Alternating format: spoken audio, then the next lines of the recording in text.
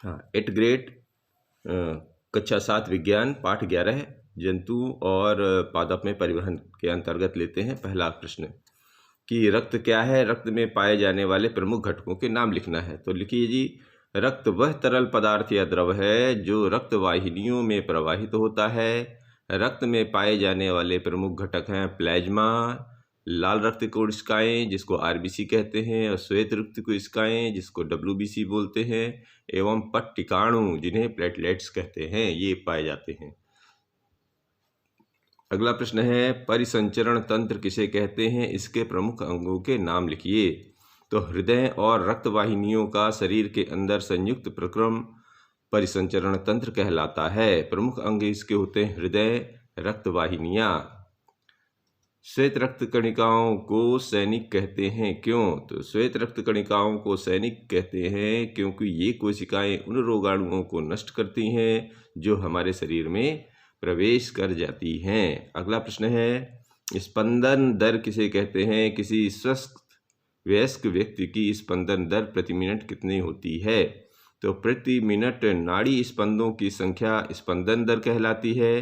किसी स्वस्थ वयस्क व्यक्ति की विश्रामावस्था में स्पंदन दर 72 से 80 स्पंदन प्रति मिनट होती है। ये अगला प्रश्न है कि मानव हृदय में उपस्थित वह कौन सी संरचना है जो ऑक्सीजन युक्त रक्त को कार्बन डाइऑक्साइड युक्त रक्त से मिलने नहीं देता है? तो इसका जवाब देना है कि मानव हृदय में आलिंद और निलय के बीच विभाजन दीवार ऑक्सीजन युक्त रक्त को कार्बन डाइऑक्साइड युक्त रक्त से मिलने नहीं देती है। अगला प्रश्न है कि धमनी तथा सिरा को परिभाषित कीजिए एवं उसके कार्य लिखिए।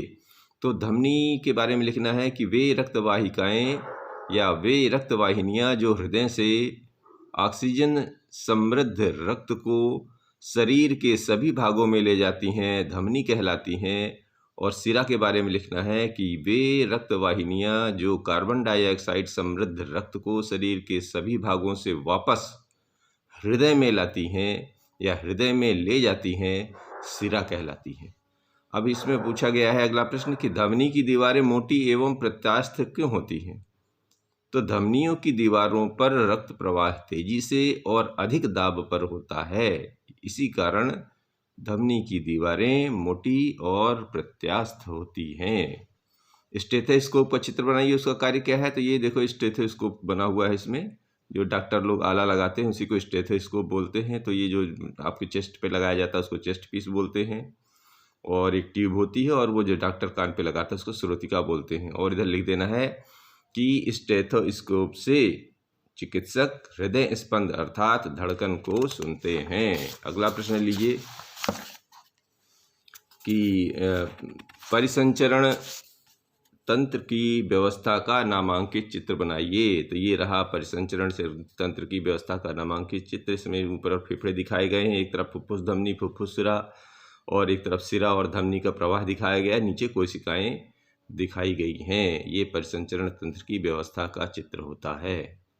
अगला प्रश्न लिखना है कि पहेली खेलते समय गिर गई, उसके हाथ से रक्त बहने लगा, कुछ समय पश्चात रक्त बहना बंद हो गया। यह सब बूझो ने देखा। बूझो के प्रश्न के उत्तर दीजिए कि रक्त का रंग लाल क्यों दिखाई देता है? दूसरा, रक्त का थक्का जमने में कौन सी कोशिकाएं सहायक हैं? तो इसका जवाब इस तरह देना है कि पहला देना है कि रक्त की लाल रक्त कोशिकाओं में हीमोग्लोबिन की उपस्थिति के कारण ही रक्त का रंग लाल दिखाई देता है। हीमोग्लोबिन एक तत्व होता है जो उसमें होता है खून में, तो वो लाल दिखता है। दूसरा लिखना है कि रक्त का थक्का जमने में पट्टकाणु जिन्हें हम प्लेटलेट्स कहते हैं, ये नामक कोशिकाएं सहायक हैं। अगला प्रश्न है मानव उत्सर्जन तंत्र का नामांकित चित्र बनाइए। तो ये है मानव उत्सर्जन तंत्र, देख सकते हैं।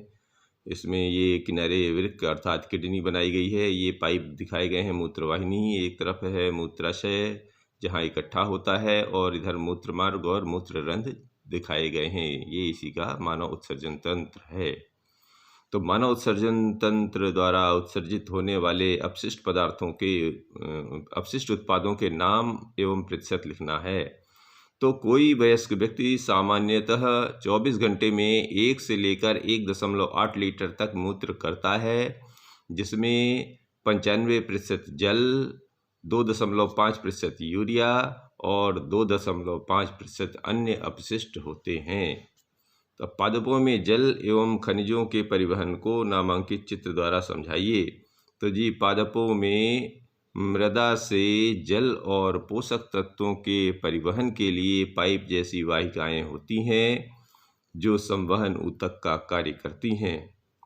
ऊतक कोशिकाओं का वह समूह होता है जो किसी जीव में किसी कार्य विशेष को संपादित करता है। और इसमें एक फोटो बना देना है, कांच में एक टहनी डाल के इसमें बना देनी है किसी गिलास में, और इसमें लिख देता है रंगीन पानी में रखी गई शाकी पौधे की टहनी। और इसके बारे में थोड़ा सा और लिख देना है कि जल और पोषक तत्वों के परिवहन के लिए पाइपों से जो संवहन ऊतक होता है, पाइपों में जो संवहन ऊतक होता है उसे जाइलम या दारू कहते हैं।